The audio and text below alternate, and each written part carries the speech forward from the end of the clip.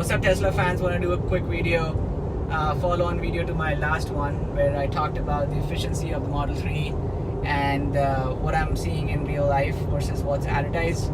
So Tesla advertises that a single charge gets you 310 miles of range, and that's EPA estimated. Disclaimer that that range has been tested in a variety of conditions. It doesn't apply to any single condition, but they want to be conservative. And they tested out they got that estimate by driving the car around in different kinds of weather, with different air density outside. I wanted to make a point that I live in Florida. I live at almost at the sea level, and the humidity outside is really high in Florida, as you can imagine. And with that high humidity and more moisture content in the air relative to other places, you get higher air density, and with higher air density, as the car is moving through the air, it's facing more drag. So that's kind of a headwind that would tend to reduce the efficiency of the car. The other headwind I would talk about, by looking at these numbers, and I want to talk about headwinds, and then we'll talk about tailwinds. So headwinds meaning things that reduce the efficiency of the car, and tailwinds meaning things that increase the efficiency of the car. Another headwind is that I've been driving at 70 miles an hour, and if I break, if I take the 336 mile number and I break it down, 80% of my drive, so about 270 miles of that 335 miles, was at highway speed, was at 70 miles an hour. The remaining 20% was driven at not highway, but not even a back road. It was driven at 45 to 50 miles an hour. That's part of my commute on a daily basis to work. So these are not low speeds by any account. Most of my driving was at high speeds, and as many of you out there know, that the efficiency of an electric motor, when I say efficiency, I mean the amount of energy it consumes the amount of electricity it would consume to convert into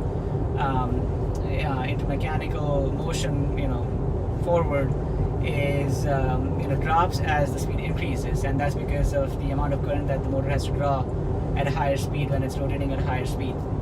Having said that, probably it peaks somewhere around 45 to 50 miles an hour. So the point being that the efficiency at lower speed of 45 to 50 miles an hour is higher than the efficiency at a higher speed of 70 miles an hour. So if most of my drive, 80% of my drive is at 70 miles an hour, I'm making the assumption that I would get lower efficiency of this car.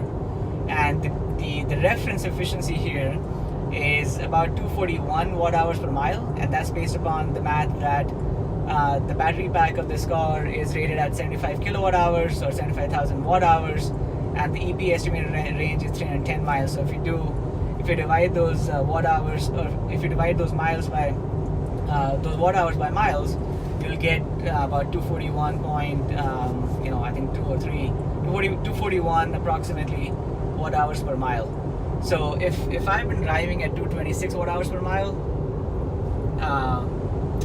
I have gotten a higher efficiency or higher range. So as you can see in front of you, I've probably driven about 335 miles on a 75 kilowatt hour charge with the efficiency of 226 watt hours per mile. And that's not the whole picture. I've been driving since morning, and I've been doing this test since 10:22 a.m. this morning. I've been on this freeway driving north at 219 miles watt hours per mile efficiency. So if you do the math there, then you are probably getting around 340, 45 miles of mileage out of this car, which is higher again than advertised. The point I'm trying to make here is that I'm not debating the EPA estimate. I'm not EPA. I'm not fully aware of all the variety of conditions that they test the car in.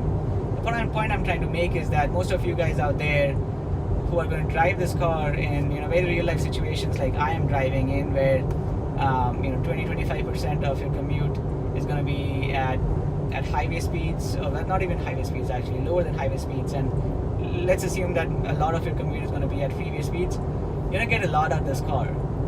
And if your commute is at speeds lower than 40 to 50 miles an hour, I mean, you're gonna blow past this efficiency like every single day. I mean, I've known guys who are reporting efficiencies of 200 watt hours per mile, and that's perfectly in sync with how the efficiency curve for an electric motor is. You get more mileage when you're driving at slower speeds as compared to mileage at higher speeds. So if I'm getting this mileage at this speed, which is by no means slow, then a lot of people out there who are not even driving at this speed on a daily basis are going to get a much higher mileage. That's the point. I'm not saying that, I'm not trying to hypermile the car. I know there are a lot of Tesla fans out there who are hypermiling their car. I'm by no means hypermiling my car. So, if someone is thinking that I'm trying to game this test somehow, I'm not. I mean, all I'm doing is I'm trying to test my real life commute, my real life drives.